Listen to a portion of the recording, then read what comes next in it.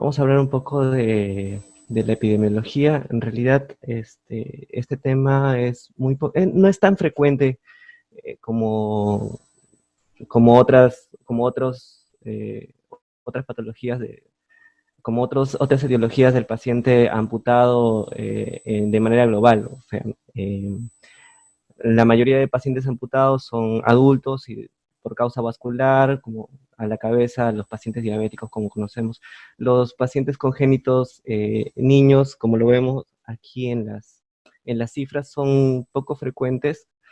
Tengo cifras de diferentes sitios y son algo variables, más o menos se manejan, por ejemplo, en España, alrededor de 6 por cada 10.000 nacimientos. En un trabajo, en un estudio en Brasil, está uno de alrededor de 11.000 nacimientos. En México la cifra es un poco menor, o sea, un poco mayor, mejor dicho, uno de cada 2.000. En nuestro ámbito tenemos un estudio que es relativamente antiguo, que es entre el 2002 y el 2007, lo hicimos en el INER, se hicieron en el INR, y encontró del universo no, o sea, no es como los otros estudios del universo de pacientes eh, eh, totales, aquí solamente es de los pacientes amputados que se reciben en el instituto, se encontró el 10% de causa congénita. Vemos aquí en el otro cuadro que estoy poniendo a la izquierda, vemos la diferencia que hay entre las etiologías de las amputaciones de los pacientes según edad. Miren, esto es de los adultos. La mayor parte es vascular, traumático, también se encuentra cáncer. En el caso de los niños, encontramos que se reparte entre traumáticos, congénitos y menos frecuente oncológicos. Vasculares, pues muy poco frecuentes, ¿no? Con esto también quería decir que no olvidarse que las causas traumáticas también es causa de amputación de los niños. Menos frecuente, pero también es causa, ¿no? Eh, Hablando de los congénitos, quería mostrarles este cuadro en el que se ve eh, el periodo de la formación de los órganos. Está más o menos el gran periodo de formación de los órganos está entre las 3 y 8 semanas. Es un periodo bastante sensible, como lo vemos aquí, en la que se pueden coexistir varias malformaciones. Nosotros estamos ocupándonos en esta exposición de las malformaciones de miembros superiores e inferiores, pero como le decía, es un periodo bastante sensible en el que también hay otros órganos importantes que se están, que se están desarrollando, ¿no? Estemos en el sistema nervioso central, tenemos el corazón, también están ojos, oídos, tenemos labios, paladar, dientes, genitales, ¿no? Entonces, ¿qué es lo que quiero decir con esto? Que también, o sea, cuando vemos un chico que tenga malformaciones de las extremidades, tenemos que pensar que hay una posibilidad que también se relacione con otros tipos de malformaciones o otros tipos de patología, ¿no? He puesto unos ejemplos, este es el síndrome de bandas amnióticas, el síndrome de TAR y el Holt-Oram, que tienen otras malformaciones importantes. Obviamente esos son más evidentes, ¿no? Acá tenemos problema de trombocitopenia asociado, pues otros. Solamente para resaltarles que podrían haber otros problemas asociados, ¿no? Según el cuadro que le había mostrado anteriormente.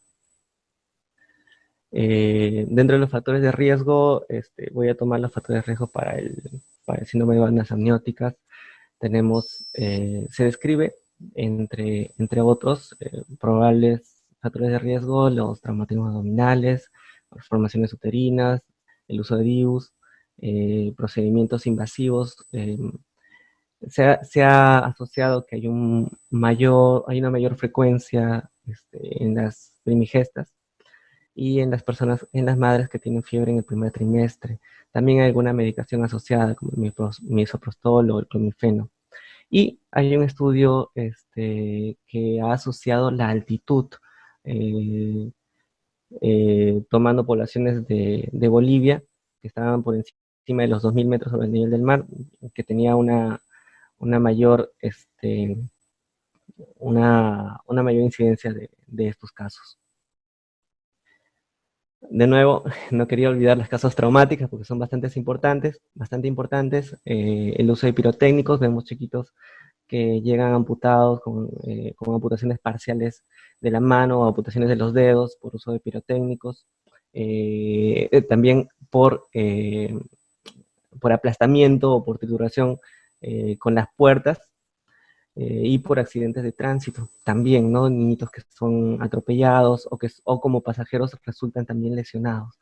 En Estados Unidos se reporta también con frecuencia por el uso de podadoras. Bueno, acá no es tanto, pero sí pues hay que tener en cuenta estas otras causas de amputación.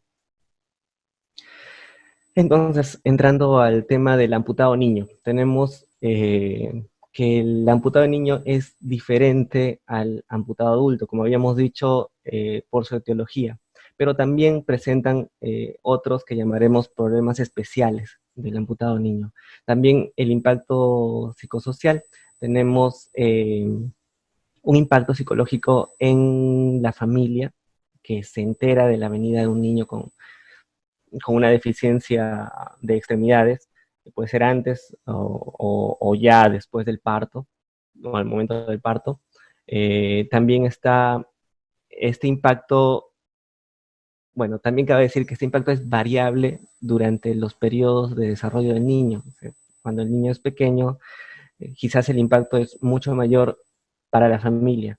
Conforme el niño va creciendo, va haciéndose consciente de la deficiencia y se compara con sus pares o cambia sus necesidades sociales conforme va siendo adolescente o va llegando a la juventud, eh, también se reconocen estos impactos, ¿no? El desarrollo motor. Claro, hablábamos de nuevo, ¿no? Que el paciente niño es diferente al paciente adulto. El paciente adulto, pues, es una persona que ya tenía un nivel funcional previo, en cambio el niño nace o, bueno, o presenta la deficiencia en un periodo en que todavía quizás está en desarrollo de su sistema motor, ¿no? De sus habilidades motrices. Entonces, esas cosas también tienen que tomarse en cuenta para la decisión de protetizar o no protetizar a un paciente niño.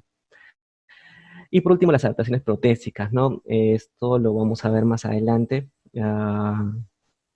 Se adaptan, como decía, también al desarrollo, a la evolución del niño en sus diferentes etapas de vida. Bueno, hablaba de los problemas especiales, ¿no? Los problemas especiales, entre ellos está el esqueleto creciente, está la fisiología del niño. El niño no es igual que el adulto. O sea, a nuestro favor tenemos algunas cosas. El niño tiene mayor neuroplasticidad, es más fácil de adaptarse o de aprender nuevas habilidades. La curación de las heridas, en caso de ser adquirido, es más rápido. Entonces, eso como que hay cosas a favor también, ¿no? El estilo de vida del niño. El niño, si alguno de ustedes conoce los niveles de actividad en que clasificamos al paciente amputado, hay niveles K, que son desde el menos activo hasta el más activo, desde el K0, que es nada, hasta el K4, que es el paciente, por ejemplo, un deportista de alto rendimiento.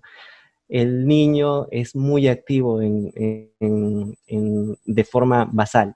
Entonces, tenemos que pensar en un paciente que está cerca del nivel K4, o sea, el nivel más activo.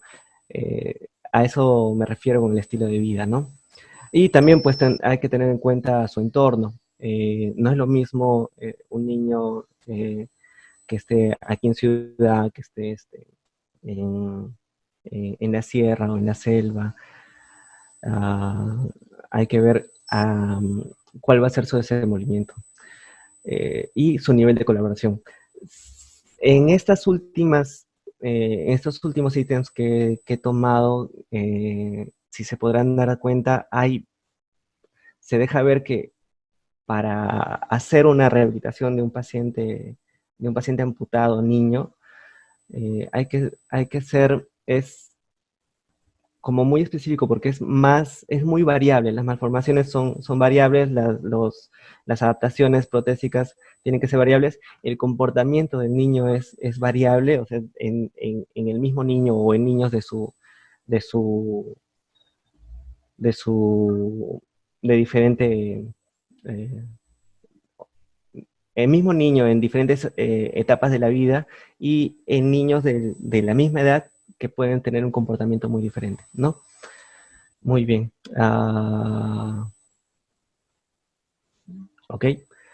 Cuando me refiero al esqueleto creciente, como sabemos, el niño pues tiene que crecer, ¿no? Entonces, eh, cuando tenemos un amputado hay velocidades de crecimiento de los huesos y hay diferencia de velocidades de crecimiento de diferentes tejidos. O sea, muchas veces, dependiendo del segmento, el hueso crece mucho más rápido que lo que podría crecer los tejidos blandos que están alrededor. Acá le pongo el ejemplo del fémur. Vemos que el fémur proximal crece a una velocidad diferente que el fémur distal y en inversa en la tibia, ¿no? La tibia, la metáfisis proximal es un poco más veloz que la metáfisis distal. Entonces vemos en este ejemplo que el fémur tiene el crecimiento de la pierna, del miembro inferior como tal, un 60% aproximadamente se debe a la zona circundante a la rodilla, ¿no? Acá le pongo también las cifras para miembro inferior y miembro superior. Miembro superior es inverso, el crecimiento más depende en el caso del húmero, de la metáfisis proximal, y en el caso del radio cúbito de la metáfisis distal, ¿no? Es inverso, tenemos menos este problema de las espículas en un miembro superior que lo tenemos en el miembro inferior. Ahora, eso no quiere decir que si tenemos, em, o sea, está bien, hay este problema si tomamos, por ejemplo, cortamos el fémur acá, vamos a tener el problema de que este fémur se nos puede quedar pequeño por la velocidad de crecimiento que va a depender solamente de la metáfisis proximal. Si tenemos en la tibia, por ejemplo, y cortamos aquí, acá tendríamos el problema más de las espículas óseas que salen, ¿no? Otra cosa que quería nombrarles es que hay dos periodos, esto sí me gustaría que vieran, porque hay dos periodos, esto lo sabemos, ¿no? Los que ven el crecimiento de los niños, las nutricionistas, los pediatras que evalúan esto, ven que hay picos de crecimiento, todos lo sabemos, ¿no? Las mamás también, uy, mi muchacho se dio su estirón a los, a los 15 años, la niña a los 13, bueno, tenemos estos dos picos, pero los huesos también crecen en esos dos picos. Entonces, siempre al chico hay que tenerlo en controles periódicos, pero hay que ser un poco más, hay que vigilarlo con más cercanía en estos periodos de crecimiento rápido para no tener los problemas que antes les decía, ¿no? Este es el crecimiento óseo terminal que le decía, se ve en la tibia, lo primero que se ve es una espícula ósea en las placas. Se puede en la palpación sentir como una pequeña mursita que se está a veces molesta, que está empezando a asomarse en el extremo distal del muñón. Entonces, eso nos tendría que hacer sospechar que estamos teniendo un crecimiento óseo terminal excesivo, sobre todo si hablamos de la tibia, ¿no? Eh, o del segmento pierna. Uh, Quería decirles, aprovechando esta diapositiva, que, bueno, esta exposición está dirigida para médicos del primer nivel, ¿no es cierto? Entonces, es importante tener una radiografía de base. A veces el paciente demora mucho en llegar a la consulta para hacer el plan de prótesis y encontramos ciertas molestias en el muñón, es bueno tener una placa anterior para hacer el comparativo, ¿no? A ver qué tanto ha crecido este hueso.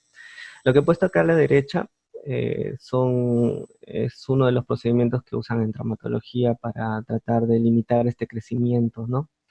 Eh, del hueso. Eh,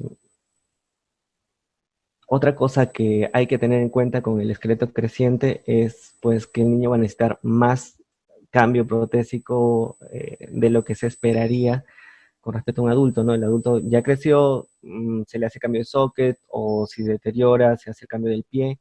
En cuanto al niño, el niño crece y necesita, acorde a su tamaño, acorde al volumen del muñón y acorde a las necesidades que empieza a tener, cambios más frecuentes de prótesis.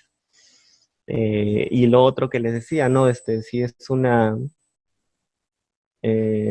así como tenemos el riesgo anterior de tener un sobrecrecimiento óseo, también tenemos el riesgo de que mientras el niño va creciendo, esta pierna se nos termine quedando, este muñón, perdón, se nos termine quedando más corto de lo que teníamos en un inicio, ¿no? Sobre todo esto en los amputados adquiridos.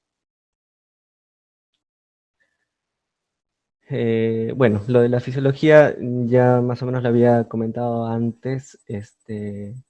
El niño, el amputado niño, pues es un tejido sano y está en crecimiento con las consecuencias y ventajas que había mencionado anteriormente. Y el niño tiene una capacidad mayor de adaptarse a las situaciones nuevas si es que fue amputado tempranamente o si nació con la amputación, ya él tiene desde el nacimiento hacia adelante ¿aló? Esta capacidad de hacer sus propias estrategias para ser más funcional. Ahora, en cuanto a los problemas psicológicos y de estilos de vida, ¿no? Les decía que que puede haber dos momentos en los que se puede enterar una familia de que viene un niño o de que tiene un niño con una deficiencia de extremidades, ¿no? Uno puede ser en el prenatal durante algún control, con una ecografía, cuando miden el fémur, ven o que hay una diferencia importante entre unos si es que en sus centros de salud hay ecógrafo y alguien entrenado para ello. Y al momento del parto, ¿no? Cuando el niño nace, se descubre que hay una deficiencia. Entonces, son dos momentos en los que puede haber un impacto en la familia. Se dice que cuando el, el diagnóstico es prenatal, le puede dar tiempo a la familia a prepararse y el impacto es un poco menor con respecto a los niños, a las familias que reciben la noticia en el momento del parto, ¿no? Otra cosa importante, porque la mayoría de veces va a ser al momento del parto. Otra cosa importante que mencionar es cómo reacciona el personal de salud con respecto al nacimiento de un niño con deficiencia de extremidades. Eh, bueno, se vio en algunos estudios que la reacción del personal a veces era evidentemente de desconcierto, tenían poca, pocas nociones de qué orientación darle al niño, perdón, a la familia, este, y cómo explicar de repente el hecho de que haya habido. Entonces, dependiendo cómo el personal de salud responda a esta situación imprevista del nacimiento de un niño con deficiencia de extremidades superiores o inferiores, depende de cómo cómo el personal de salud responda, la familia va a tener una sensación o de seguridad o, este, o de mayor confianza en el sistema de salud en general. O sea, a veces es por desconocimiento o bueno, por rumores de parte de la familia o algo, las personas o los padres de un paciente que tenga una deficiencia trata de buscar un culpable, ¿no? Entonces, a veces se culpan entre ellos, ¿no? Que el papá tuvo esto, la mamá tuvo esto, o de repente, no sé, le dio un disgusto, o sea, cosas que suelen pensar la familia, o de repente el doctor me hizo algo, o la licenciada me hizo algo, entonces es importante tratar de guardar la calma y tratar de hablar abiertamente con la familia en el momento en que aparece eh, un niño con esta deficiencia. Otra cosa es, como le decía hace unas diapositivas atrás, ¿no? El niño va a cambiar en todo este periodo, durante todo su desarrollo. Entonces, los estilos de vida también van a ser diferentes, de las necesidades que son más básicas, que es cuando es más pequeño, ah, que se relacionan más con el logro de hitos de desarrollo, a las necesidades más de integración con la sociedad cuando es más grande, ¿no? Cuando necesita un juego, eh, necesita integrarse al juego con sus pares, cuando necesita o quiere ingresar a algún deporte, ejercitarse, relacionarse sentimentalmente con el sexo opuesto, etcétera, ¿no? Entonces, todas estas cosas tienen que tomarse en cuenta y es importante también el apoyo psicológico y social, pues también, ¿no? Porque también el, el que, el que aparezca, el que se presente el nacimiento de un niño con esta deficiencia también tiene un impacto en la economía de la familia. Bueno, puse esta figura así porque en realidad el manejo de rehabilitación integral del paciente amputado niño es un trabajo en equipo y es un equipo multidisciplinario. Acá puse eh, un bosquejo de lo que me parece que debería ser un equipo para rehabilitación del paciente niño, ¿no? Ven que he puesto 3 grupos arriba, serían como 3 equipos: el equipo de rehabilitación, el equipo cirugía, por ejemplo, del traumatólogo, o el plástico, dependiendo de los problemas que tenga el niño a solucionar, y el equipo pediatría, ¿no? Que puede o no requerir una evaluación genética, ¿no? Y, perdón, le decía que era importante psicología, la intervención de los licenciados en psicología y del servicio social. Todo esto centrado de este equipo, o sea, incluyendo en parte del equipo de la rehabilitación, del proceso de rehabilitación, a la familia y al paciente. Entonces, me parece que esto sería, bueno, en un mundo ideal sería, sería bonito que podamos trabajar 3 equipos interrelacionados entre sí, ¿no? Que se coordinen, el equipo de rehabilitación con el equipo de cirugía, si estamos ante un niño que va a ser amputado por algún motivo, para el planeamiento y ir preparando al niño para la posible prótesis, con pediatría, viendo si en el examen si tiene algún otro problema asociado, ¿no? Algún problema cardíaco, un problema de crecimiento, etcétera, genética, algún otro problema genético, o si esta amputación es parte de ser congénita, si es parte de un síndrome, Si lo ven aquí en el equipo de rehabilitación, hay también componentes, ¿no? Todos los tres equipos deben contar, o si se maneja de forma integral en un solo hospital con psicología y servicio social. El equipo de rehabilitación, como parte de él, pues el médico rehabilitador, el terapeuta físico, el ocupacional y el técnico ortopedista, ¿no? Muy, muy importante, que hay que tener durante el proceso una relación bastante estrecha. En el equipo de cirugía, pues el propio de los equipos de cirugía de los hospitales y el equipo de pediatría también. Bueno, en cuanto al proceso de protetización, bueno, en el amputado de miembro inferior, este son como unos tiempos propuestos cuando hablamos de un amputado transivial.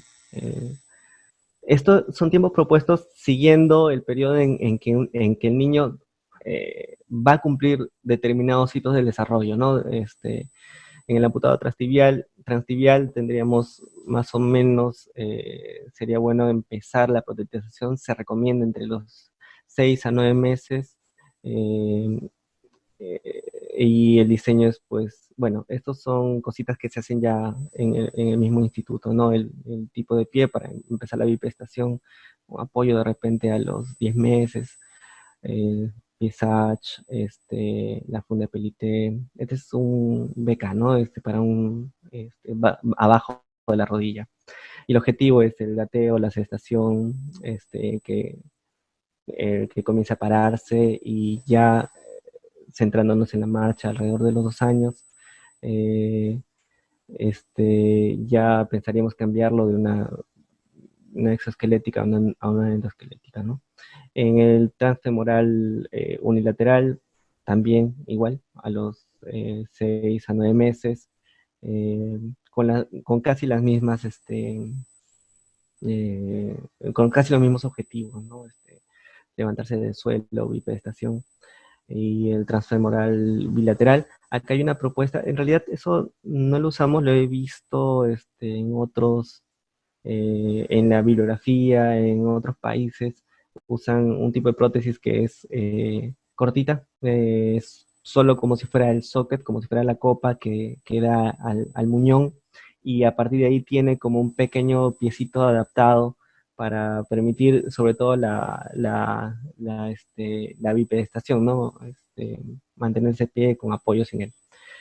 Eh, en cuanto a las rodillas que eh, generalmente más pequeño no se usa rodilla, después de los 2 años se puede usar una rodilla que es con bloqueo, camina como si fuera un piloncito y le permite doblar la rodilla pues para sentarse, ¿no?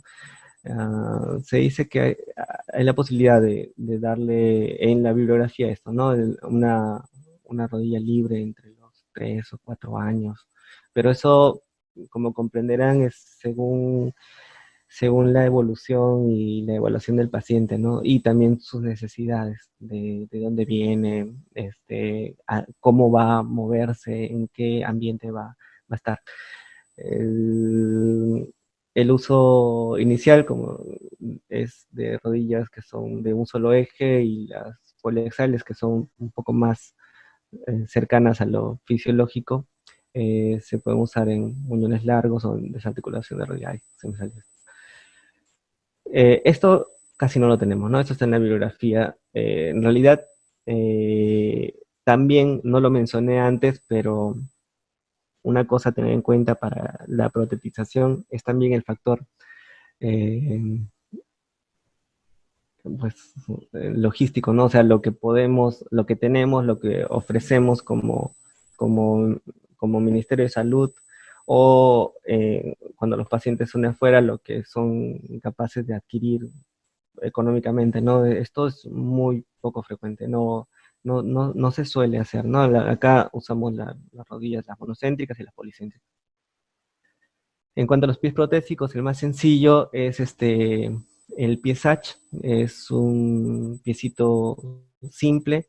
Luego están los pies articulados, que se recomiendan ya un poco después. Es más, muchos chicos se manejan muy bien solamente con el pie Sach, ¿no?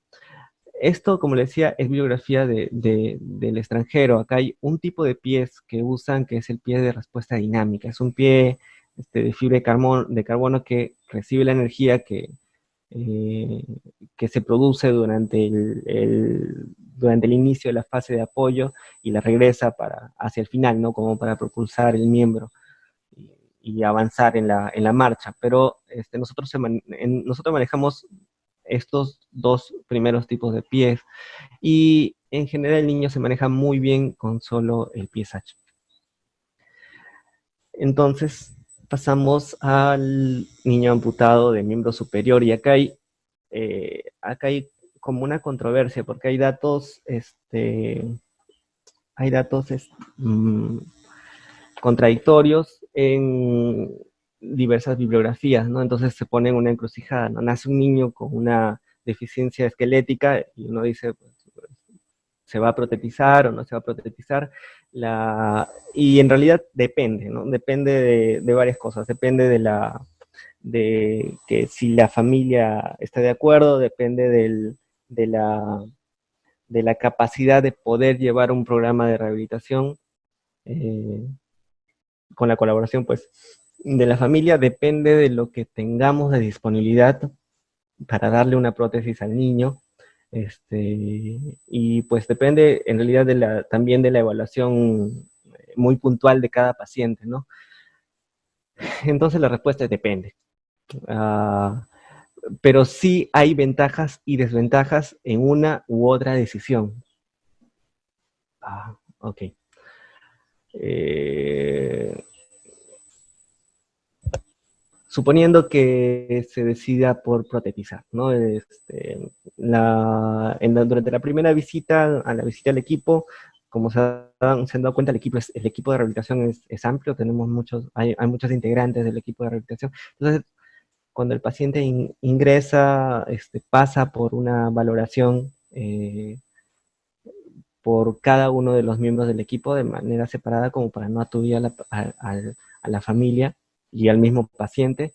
Hay que tratar de explicarle bien el proceso, lo que tenemos más o menos de metas estimadas, lo que podríamos esperar del niño y lo que realmente podemos ofrecerle, ¿no? Porque también hay que hacer un acercamiento a las expectativas e inquietudes del entorno familiar.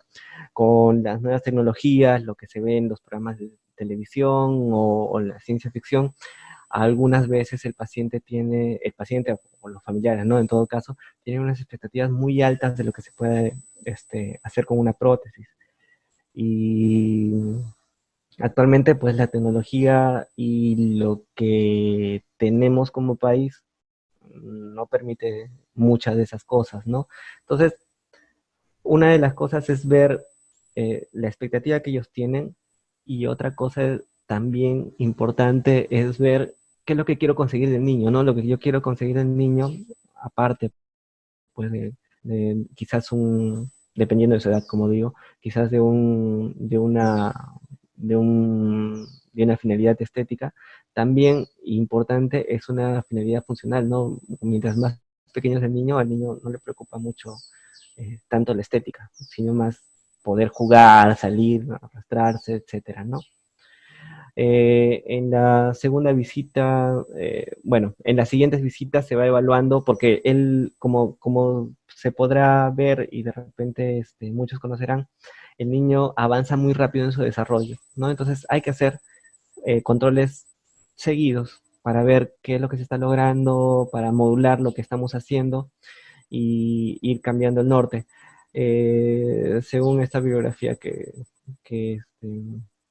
revisaba, más o menos entre los 6, 9 meses se puede intentar la primera prótesis pasiva.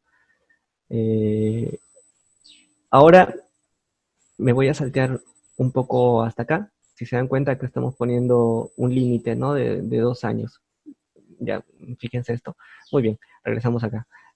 Se da la primera prótesis pasiva. El objetivo es, como lo habíamos, como lo podemos imaginar, es tratar de colaborar con ciertos hitos, ¿no? De repente, si el niño tiene una extremidad muy corta, favorecer el gateo, o favorecer el acercamiento de los sujetos a una verdadera línea media cuando un niño tiene una amputación o una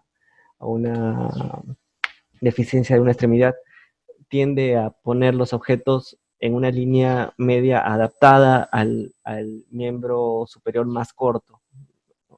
Eh, entonces el uso de una prótesis podría ayudar a sentar realmente una línea media real, ¿no? El entrenamiento se da por el terapeuta ocupacional. Hay que dar pautas para un programa en el hogar. Cuando me refiero a un programa en el hogar, me refiero a ciertos jueguitos que traten de integrar ambos miembros, eh, incluyendo el protésico, ¿no? Generalmente el, el miembro protésico es un apoyo. Uno puede agarrar, no sé, un peluchito, agarrarle de las dos orejitas, el ojito, etcétera, ¿no? Claro, siempre siguiendo los hitos. En, alrededor de los 2 años, ya se va pensando, y esto, como le digo, es lo que se ve en otros países, tratar de pensar en una prótesis mioeléctrica. Ahora me dirán, ¿por qué les pongo esto si aquí no tenemos una prótesis mioeléctrica para darles a los niños? Y voy a saltearme acá. Y la verdad es que el, veo o se ve que la tecnología está avanzando y hay intentos de algunas universidades de tratar de avanzar en ello, ¿no? De crear nuevas prótesis, prótesis bajo costo, sus propias prótesis mioeléctricas, sus prótesis mecánicas, etcétera. Entonces, se ve ahora, más que antes, un intento en mejorar o que el niño tenga más acceso a la protetización. Entonces, actualmente pues no tenemos mucho, pero a lo que quiero llegar es que quizás, o sea, si vamos en esta medida, podríamos preparar a un niño para en un futuro en el que podamos nosotros producir todos estos tipos de prótesis. El, eh, perdón, voy a saltearme un poco, porque quería mostrarles, hay algunos estudios, como le digo, hay varios estudios, sobre todo estos estudios son relativamente, entre comillas, antiguos porque toman a los chicos durante un gran periodo de tiempo, ¿no? 17 años, 15 años, 20 años de evaluación o 10 años de evaluación de los niños para ver cómo han desarrollado durante su crecimiento en su aceptación y uso de las prótesis. Entonces lo que se ha visto es que hay un corte entre los niños que se protetizan antes, o sea, reciben su primera prótesis que es pasiva, antes y después de los 2 años. Entonces, los que reciben antes de los 2 años, se ve que hay una aceptación mayor, o mejor dicho, un menor fracaso en la adaptación de la prótesis, ¿no? Ay, perdón, hacia adelante. Entonces, esa es la razón por la que pues, les hablo de todo esto. Ah, bueno, y le decía, ¿no? ¿Por qué la protetización temprana? Porque nos ajustamos un poco, o ajustamos el uso de la prótesis al desarrollo psicomotor. Este niño está en proceso de conocer su cuerpo, ¿no? De crear su esquema corporal y es más favorable para la adaptación de la prótesis ingresar la prótesis durante este proceso para que pueda ser aceptado, para que el niño reconozca el uso de la prótesis como parte de él, ¿no? Cuando nosotros llegamos un poquito tarde, el niño ya ha adquirido, o sea, su cerebro ya ha hecho un esquema de lo que tiene como cuerpo, ya ha adquirido estrategias para, para manejarse sin una prótesis. Va a ser, o sea, el fracaso es más probable, ¿no? El fracaso protésico, digo, a eso me refiero, el fracaso protésico. Eh, También mejora la coordinación bimanual, como lo había dicho hace un momento, mejora el equilibrio de sedestación, mejora los apoyos, mejora el gateo, mejora también la postura. Es diferente un niño que se haya manejado con un peso menos extra con respecto al otro miembro que lo tiene ausente, ¿no? Ok, esto ya lo vimos. Eh, Me faltó, antes de pasar a las conclusiones, quería decir que había dicho al momento que empezaba a hablar de la protetización de miembros superiores, que hay dos caminos, ¿no? El camino de protetizar y el camino de no protetizar. Y ambos tienen sus ventajas y desventajas. Cuando uno protetiza, las ventajas son las que les he dicho, pero también se necesita mucho más, digamos, disciplina o mucho más intervención de parte de la familia, mucho más colaboración del niño, o sea, hay predisposición a seguir un régimen, un entrenamiento para el uso de la prótesis y por lo tanto, o sea, también se van a mover recursos, ¿no? El, en cambio, cuando el niño no decide protetizarse, se ha visto que sí, o sea, el niño va a tener va a tener estrategias para adaptarse, para hacer sus propias, para seguir sus actividades de la vida diaria como pueda sin su prótesis, o sea, con su muñón. Se va a necesitar menos intervenciones eh, de parte del equipo a la familia y por lo tanto se le va a exigir un poco menos, ¿no? Entre comillas también, porque esto que digo no quiere decir que el niño que no sea candidato o que o se decida a la no protetización no tenga que ser intervenido por un equipo de rehabilitación. Sí tiene porque necesita adaptarse, eh, o sea, necesita enseñarle las estrategias de la mejor manera para que no produzcan este, vicios posturales o conductas inadecuadas, como abrir las cosas con los dientes, y para darle ciertas pautas, ¿no? Por ejemplo, el aprender a amarrarse los zapatos con una sola mano, o el uso de velcros, o adaptaciones para el, para subir la cremallera, etcétera, ¿no? Todas esas cosas son importantes. O sea, de todas maneras, se necesita una intervención del equipo de rehabilitación integral, ¿no? Muy bien. Ok, llegando a conclusiones, pues en primer lugar, evaluar la posibilidad de otros problemas asociados, como decía en un inicio, tener en cuenta el impacto psicológico que pueda tener la deficiencia tanto en la familia como en el paciente y prestar el apoyo correspondiente. eh, Según las etapas de vida, ¿no? El seguimiento periódico también, según la etapa de vida, según las necesidades del niño, que quiera, para cambiar el norte de las prótesis que queremos usar o no usar de repente, ¿no? Y también en busca de las complicaciones, como les había dicho, ¿no? En cuanto al crecimiento óseo, a que el muñón se quede corto, a que de repente tenga lesiones en piel, necesita un cambio de socket, etc.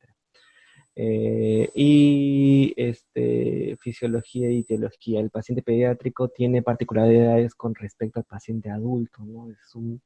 Son pacientes diferentes y necesitan un enfoque diferente. Y que el manejo del amputado niño es multidisciplinario, ¿no? Como le había dicho, hay gran cantidad, hay muchos actores en el proceso de rehabilitación, incluyendo a la familia. Y nada, eso sería todo.